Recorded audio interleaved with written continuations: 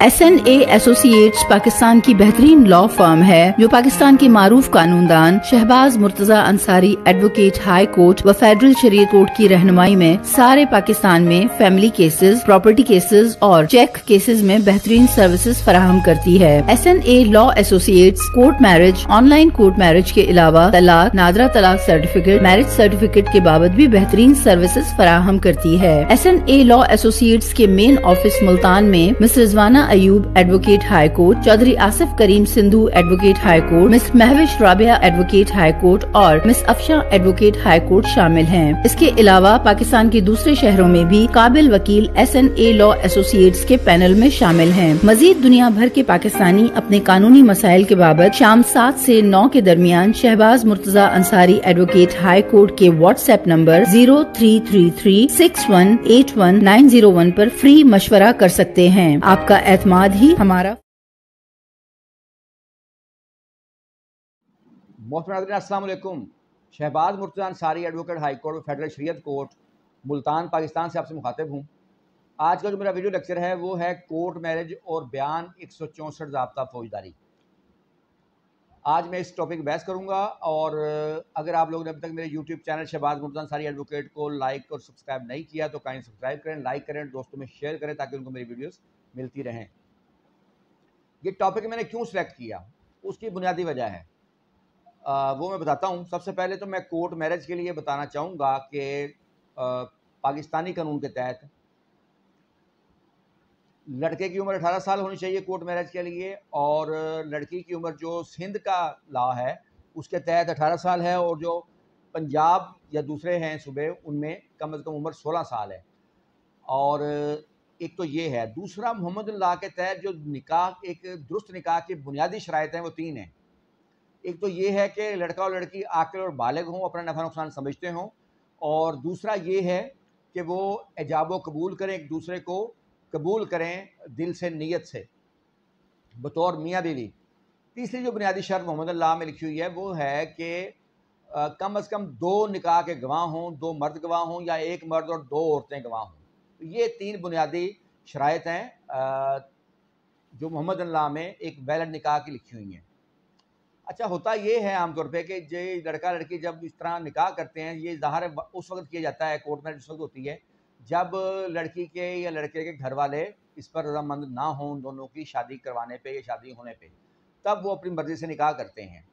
अब पिछले दिनों 1-2 केस मशहूर भी हुए, कराची से भी 1-2 केस थे। वो कराची से जो लड़कियां थीं उन्होंने पंजाब में आकर निकाह किया, लड़के लड़कियां जो कराची सिंध के थे। उसकी बुनियादी वजह ये थी कि कराची में 18 साल से कम उम्र लड़की निकाह नहीं कर सकती, कोर्ट मैरिज नहीं कर सकती, पंजाब में कर सकती है। तो वो लड़कियों की उम्र 18 साल से कम थी चूँकि, इसलिए वो उन्होंने पंजाब में आकर किया कि जहाँ कम से कम उम्र 16 साल है। एक तो ये बात हो गई। दूसरा, अक्सर लोग जब कोर्ट मैरिज कर लेते हैं तो फिर वो मुझे अक्सर फ़ोन आते हैं लोगों के कि जी हमने बयान 164 करवाना है तो वो करवा के दें। जब फलां वकील साहब ने कहा है कि जी आपका बयान 164 होगा, तो एक तो मैं वजाहत कर दूं कि 164 का बयान है क्या और वो क्या ऐसी सूरत में हो सकता है या नहीं। 164 का बयान जो है वो इन्वेस्टिगेशन का हिस्सा है, और एक कानून ये कहता है कि दफ़ा 154 के तहत पहले FIR होगी, उसके बाद तफ्तीश हो सकती है। यानी 164 का बयान जो है वो उस सूरत में हो सकता है जब FIR दर्ज हो। अगर FIR दर्ज नहीं है तो 164 का बयान नहीं हो सकता। अगर FIR दर्ज है तो पहले बयान 161 का होता है ज़ाब्ता फौजदारी के तहत, जो पुलिस रिकॉर्ड करती है तफ्तीश में। उसी बयान को अगर मजिस्ट्रेट के पास रिकॉर्ड करना हो तो फिर उसको 164 का बयान कहते हैं।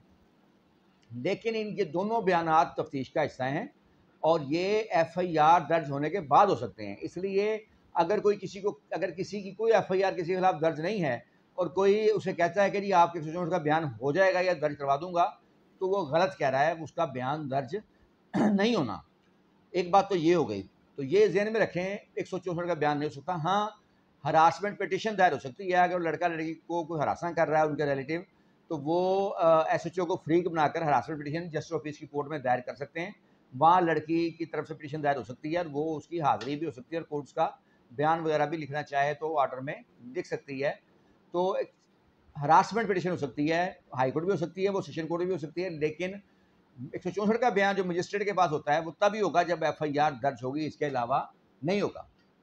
अब 164 का बयान जो नॉर्मली ये है कि कानून में नहीं लिखा हुआ कि वो उसी मजिस्ट्रेट के पास होगा जिस थाने की एफआईआर होगी, लेकिन आम तौर पे अदालतें जो हैं वो तभी ये बयान रिकॉर्ड करती हैं जब उनके मजिस्ट्रेट के इलाके का वो थाना हो, जो यानी मजिस्ट्रेट के जो जुरिसडिक्शन हो उसमें वो थाना आता हो।